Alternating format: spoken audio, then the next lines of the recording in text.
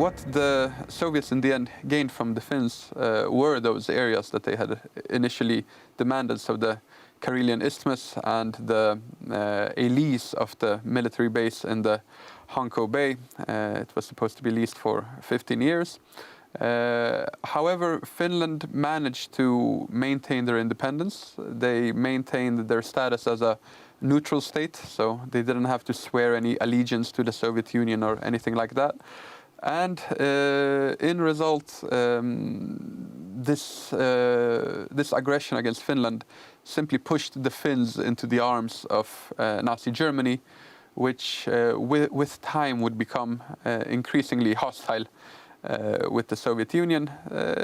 Naturally, they still had their alliance, but behind the scenes, people realized that the relations weren't that great, that there was a lot of suspicion on both sides, and the Finns, they clearly cast their lot with Nazi Germany. So when the Germans did invade with Operation Barbarossa in 1941, the Finns joined them in an attempt to take back those areas that they had lost in 1939.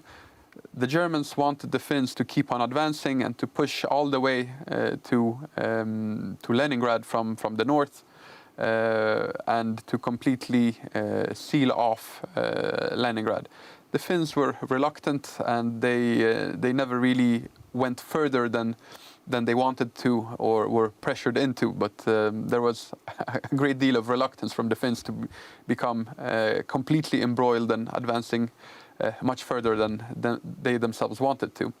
But apart from Finland, there was another victim, or technically three victims of the Baltic States. The Baltic States, which already in October, just as Finland received their ultimatum, so did the Baltic States. What the Soviet Union in the first phase wanted from them was to establish military bases on the territories of all three states. They initially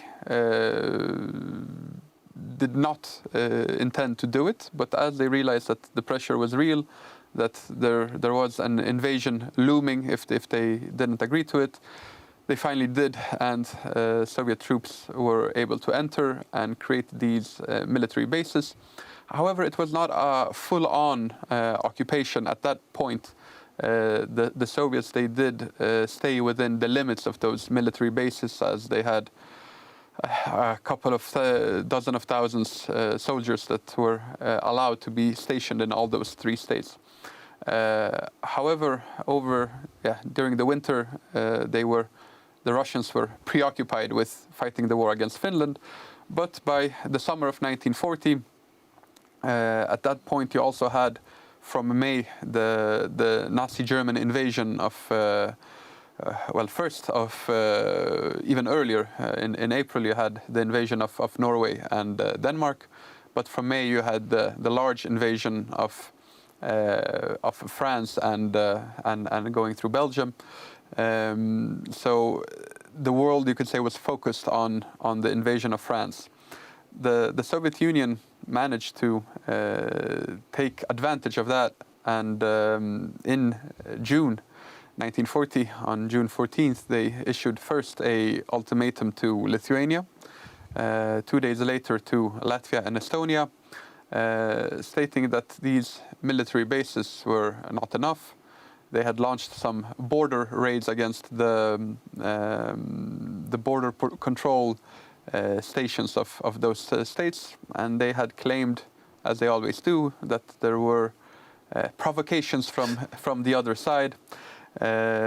Initially, they, especially the Lithuanians, with President Antanas Semona, he wanted to fight. However, the military around him did not. So he quickly escaped, first to Germany, later on to the UK and the US. But so finally, that full-on invasion happened of the three Baltic states. They did not fight back. They realized that they were not in a position to do it. And very quickly, there were new elections held in the Baltic states. Practically all the candidates were chosen from a one-party list, being the Communist Party. And after these new assemblies had been created, those assemblies voted voluntarily, naturally, for having their states annexed into the Soviet Union, becoming Soviet republics. Adam, the clock in the corner of the studio is blinking at us, so I'm afraid we have to bring that episode to a close, but fear not, we'll pick up the story next time. There we are. As usual, we've been defeated by the clock, but fear not, if you join us next time, as we hope you will, we will continue the story here on Poland Daily History. In the meantime, thank you for watching.